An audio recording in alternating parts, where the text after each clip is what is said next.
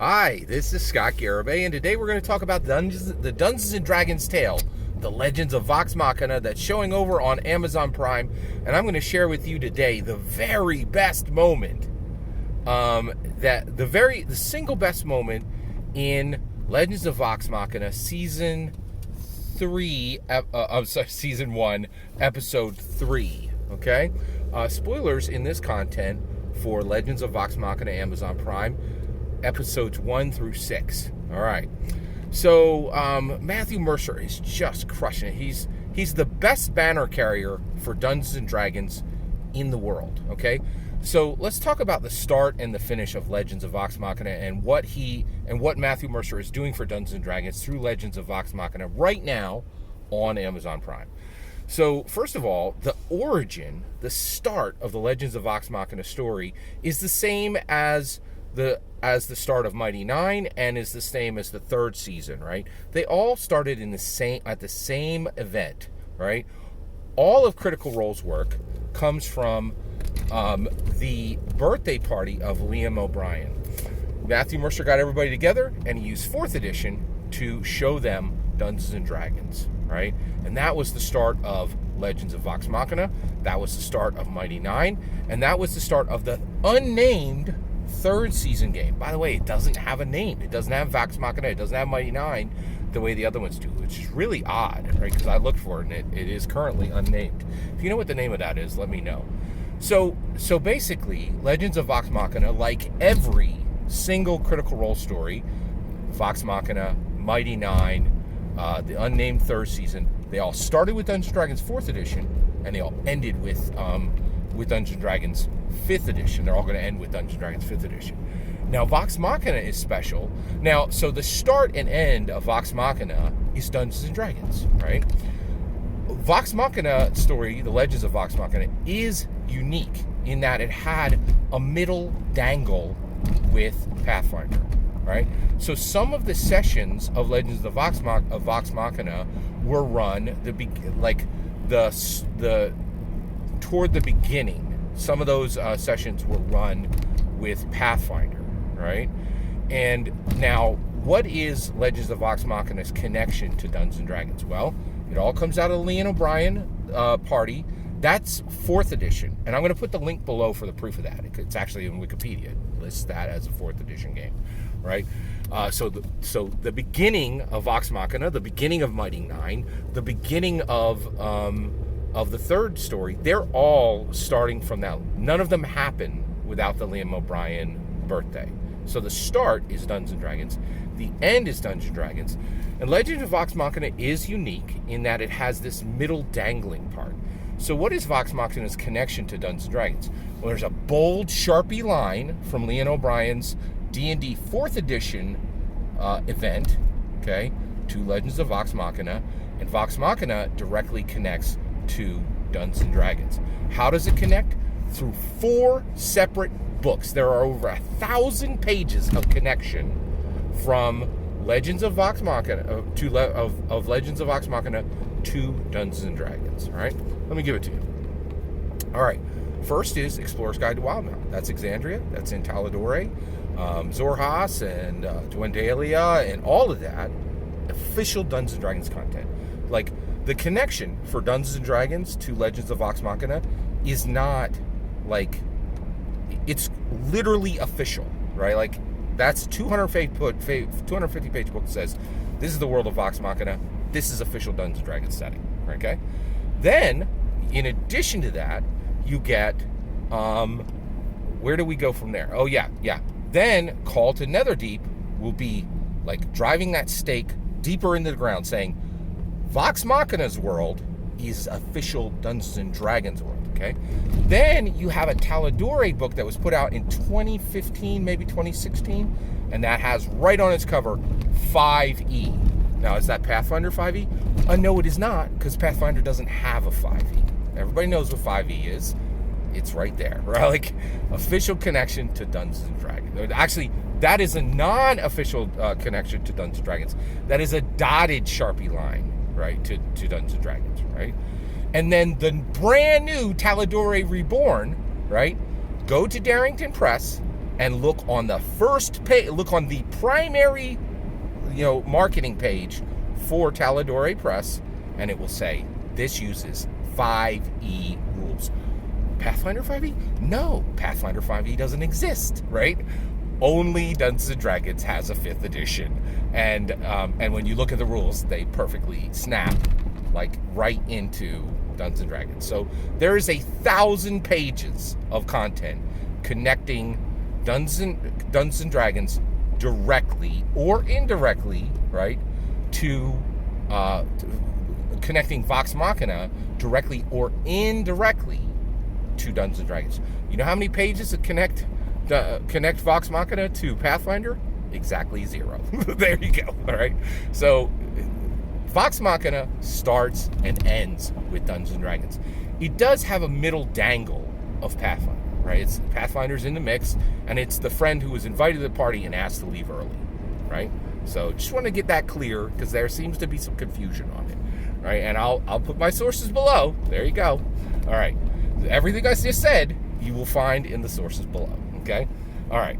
So we have, so let's talk about Legends of Vox Machina, Amazon Prime. What is the very, very, very best moment in Legends of Vox Machina, Amazon Prime?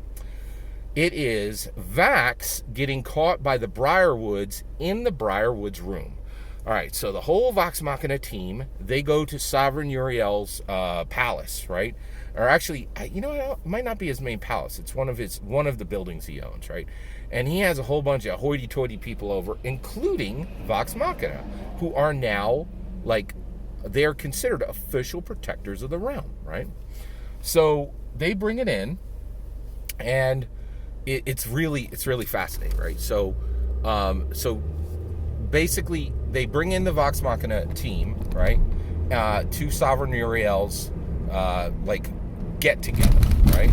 And the Briarwoods are brought in. Now the Briarwoods are Delilah Briarwood is a necromancer, and Silas Briarwood is a vampire. Okay, I don't know if Delilah is a vampire. I'm not positive or not. So we do know she's a necromancer. Okay, so basically they are at the party, and somebody. Oh yeah, and then Percy gets upset with them, and because Percy's not really so basically in Legends of Vox Machina there are 4 really productive characters, right? There's Vex, there's Vax, there's Pike Trickfoot, and there's Grog Strongdraw. These are all pure dyed in the wool D&D characters, and their players have a sense of what a Dungeons & Dragons character is, right?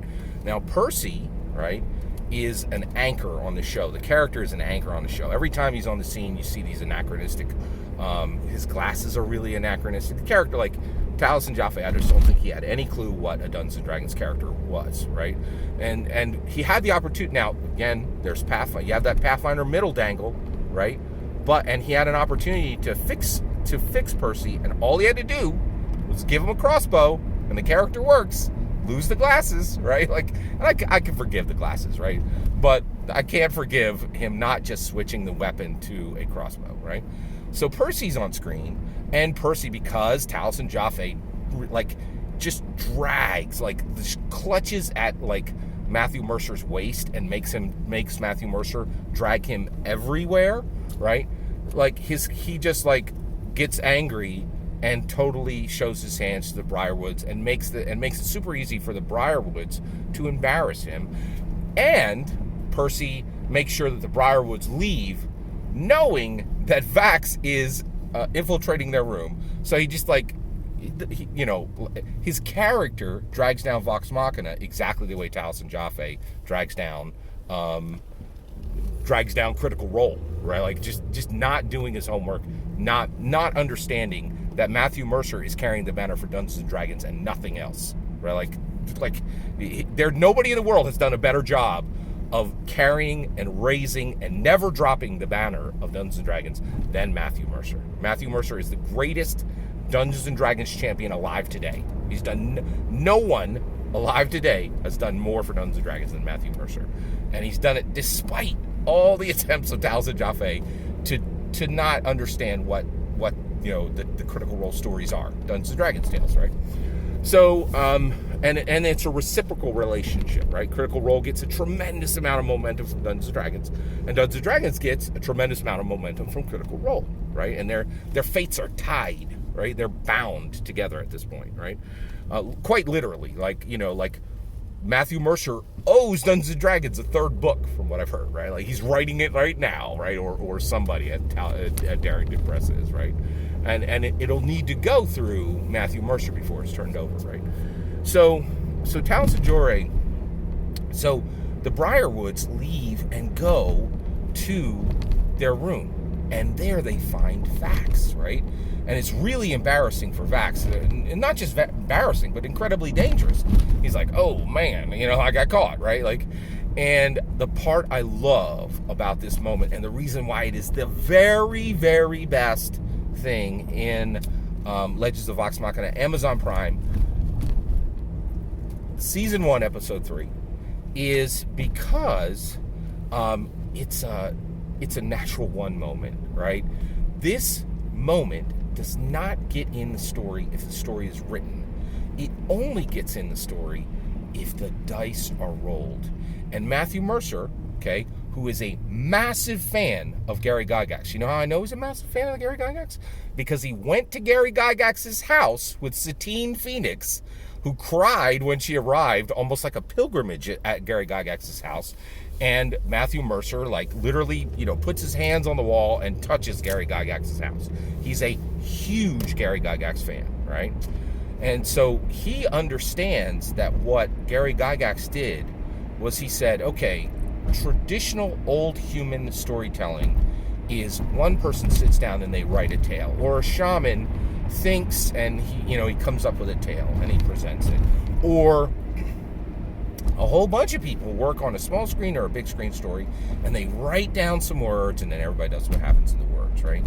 And it's this direct, uninterrupted tale sprouting from the mind and the heart of an author. All of them are the mind and heart of an author, except the shamanic tale, and they're authoring it in their mind. They're not actually writing it down on paper, right? But Gary was like, no, we are changing narrative for humanity forever, right? There will be a dungeon master. She will come forward and she will write down situations, guide rails, ideas, right? She will present the first scene, and immediately the player characters will get involved and they will change the direction of the story, right? And then the two of them will begin to collaboratively put this story together.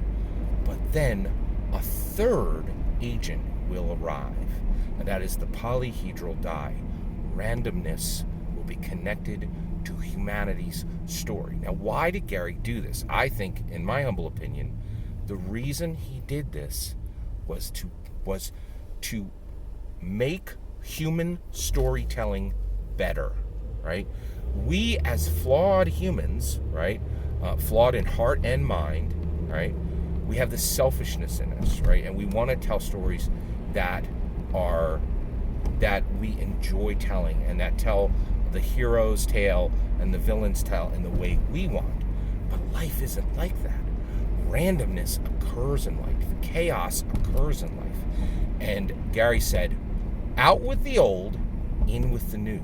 We will recraft a way to tell stories that actually matches life. Not the whims and the hard ideas and the mind ideas of an author, but a better crafted story, something truly special that matches the chaos of actual life. And that's when Gary Gygax, in my humble opinion, surpassed every shaman who ever lived, surpassed William Shakespeare, surpassed George Orwell, surpassed, the best television writer, the writer who did Don Draper's Tale, in Mad Men, surpassed and just left all the rest of humans storytelling behind and said, from here forward, these tales are the dungeon masters, the players, and this agent of of chaos, this agent of randomness. And that is why our stories, our Dungeon Master stories, are better. And in my humble opinion, Matthew Mercer knew that. And this scene, where specifically Vax is found out by the Briarwoods, right? It shows the natural one. And the natural one, the natural 20, right? That is the beauty of Gygax. In my humble opinion, and it's not an opinion, right? Like, Matthew Mercer is 100% aware of everything Gygax, accomplished, of the macro level huge accomplishments of Gygax. And you can see that when he goes and visits Gygax's, and he has a pure respect and reverence for Gygax, and you can see that when he meets Satine Phoenixes at Gary Gygax's house. Just like Satine Phoenix, Mercer did his pilgrimage to Lake Geneva, right? Like, and goes there. And if you think pilgrimage is the wrong words, wait till you see what Satine Phoenix says. Like, she cries, and even then, they were like, when they touch the house, they're like, we could feel the power that's here. Right? It's incredible. It's really, really incredible. So that's the best moment in Amazon, in the Dungeons & Dragons Tale, Legends of Vox Machina, Amazon Prime, Season 1, Episode 3. That's my thought. What do you think? What's the best moment in there? What are your thoughts on Mercer connecting, using this scene specifically to point back and say, hey, this is a Dungeons & Dragons tale, and not just a Dungeons & Dragons tale, this is a Gary Gygax tale. I'd love to hear your thoughts. Let me know in the comments below. Please consider liking and subscribing, and have a wonderful millennium.